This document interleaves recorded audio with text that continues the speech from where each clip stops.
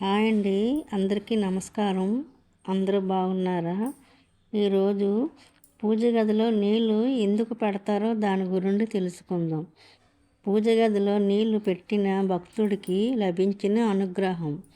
ఒక చిన్న గ్రామంలో రామయ్య అనే భక్తుడు ఉండేవాడు.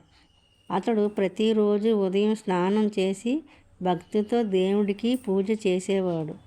పూజ చేసే ముందు ఒక చిన్న రాగి పాత్రలో స్వచ్ఛమైన నీళ్లు నింపి దేవుని ముందు ఉంచేవాడు.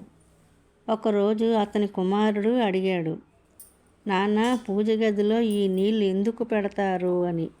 అప్పుడు రామయ్య చిరునవ్వుతో ఇలా అన్నాడు, బాబు, నీరు జీవానికి ఆధారం. దేవునికి నీటిని సమర్పించడం అంటే మన జీవితాన్ని, మన మనసుని పవిత్రంగా సమర్పించడం. నీరు స్వచ్ఛతకు, ప్రశాంతతకు గుర్తు. దేవతలను ఆహ్వానించినప్పుడు వారికి గౌరవంగా నీటిని సమర్పిస్తాం. ఆ మాటలు విన్న కుమారుడు కూడా ప్రతిరోజు భక్తితో నీళ్లు పెట్టడం ప్రారంభించాడు. కొన్ని రోజుల తర్వాత రామయ్య కుటుంబానికి కొన్ని కష్టాలు వచ్చాయి. కానీ వారు భగవంతునిపై నమ్మకం కోల్పోలేదు. ప్రతిరోజు పూజ చేసి నీటిని సమర్పిస్తూ ప్రార్థనలు చేసేవారు. కొంతకాలానికి వారి కష్టాలు తొలగిపోయి కుటుంబంలో ఆనందం నెలకొంది.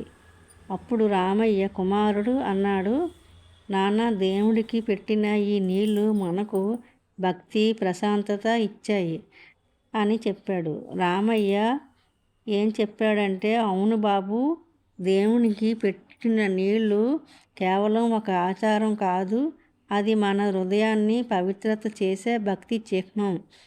పూజ గదిలో నీళ్లు పెట్టడం స్వచ్ఛత, వినయం, భక్తికి సంకేతం.